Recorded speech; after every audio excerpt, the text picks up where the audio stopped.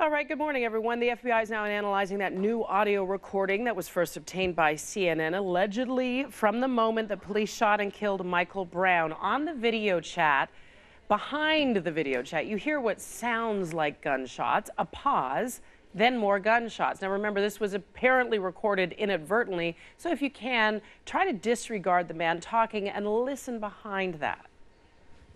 You are pretty. You're so fine. Just going over some of your videos. How could I forget? And again, we need to say that CNN has not verified the tape's authenticity. I want to bring in Mo Ivory, attorney and radio host, and forensic scientist Lawrence Kobylski. In fact, I want to speak to you both about that. Lawrence, since you're here with me, I'll start with you. The veracity, the credibility of this tape, how much credibility do you give it? Well, there's no doubt that the FBI is going to validate it, authenticate it, and they will have a timestamp of exactly when the shots were fired. They know where the recording device was located relative to the police officer. They know the surroundings, the environment, and when they put it through the analytical instrumentation, they will be able to reduce any ambient noise, and they will be able to enhance the gunshots. And of course, the best way to do this is to test fire the same kind of gun with the same kind of ammunition from the same distance and record it, and then make a comparison. And how about you, Mo? Because there are going to be those that'll say, look, awfully convenient this comes out, sort of several weeks after the fact. Do you believe it's credible? I do, actually, and I think I would have felt differently a couple of days ago, but after visiting Ferguson and seeing the proximity of people's windows to the actual crime scene where Michael Brown was actually killed and laid in the street, it is so close. So I do believe that somebody could be on the phone and could have actually captured that in the background based on where the buildings are. So, of course, it has to be authenticated, but I feel very confident that it will be, and it'll be a crucial piece of evidence. Well, we mentioned the FBI is looking into it. They're looking to verify it itself. I want to sort of add it as an overlay to the things that we have heard, the two differing accounts. So, Lawrence, here we have the officer's account, and then corroborated by Josie, this caller into the radio show, that there was a scuffle. Brown reached for a gun, for the officer's gun. The officer fired, paused, Brown charged, and then the officer fired again. And then the eyewitness accounts, and there have been several. There was a scuffle. The officer fires, Brown runs away, turns around, puts his hands up, the officer fires again. This audio tape that we have, this audio recording, how does it or does it fit into either of those accounts? Well, the audio recording answers some questions but leaves others behind. For example, we now know 10 shots were fired. Only 6 hit Michael Brown, and I would presume that there would be 10 shell casings they find at the scene. In and around on the scene. But the questions that remain is, what does the pause, the 3-second pause mean?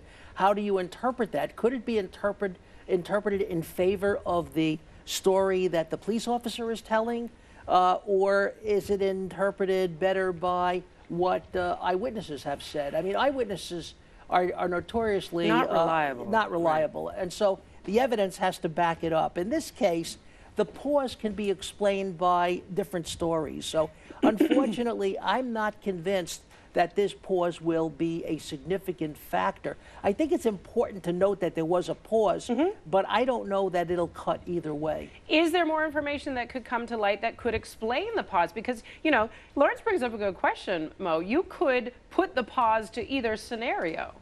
Sure. I mean, I think the important information that needs to come to light as it relates to the pause is actually what happened according to the officer. We keep saying that we know that the officer said. That's completely incorrect. The officer has said nothing. We don't have Darren Wilson's story. We don't even have a report from the Ferguson Police Department about what Darren Wilson's story is. All we have is Josie's story, which we don't even know if is credible. A person calling into a radio station who says that they know what the officer said. That could never wash in a court of law. So what we have is one side of the story. We have eyewitnesses for one side of the story. So it's really hard to decide what the pause means when we don't have a story from the officer's perspective, from the Ferguson Police Department, to say, oh, well, this is what Officer Darren Wilson says happened. We don't know what Officer Darren Wilson says happened. So it will be only at that point, when we have something from Officer Wilson, that we can then begin to say, well, the pause matters, or it's consistent what he's saying. Right now, it's consistent with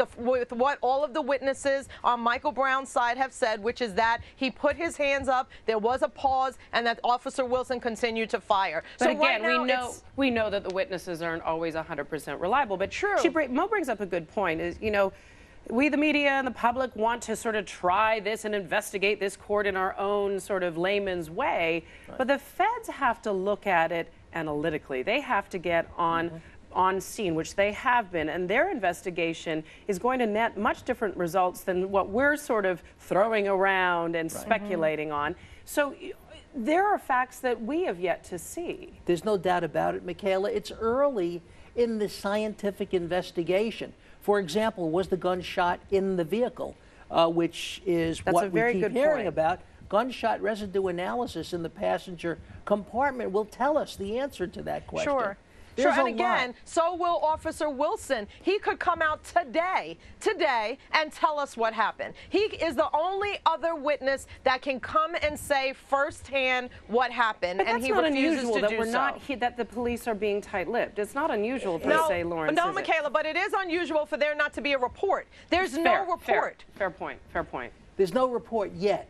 There will be a report, no question about it. Listen, 2.5 weeks later? Well, listen, 2.5 weeks later? Some information should have come out early on. Yes. But on the other hand, analytical investigation takes time.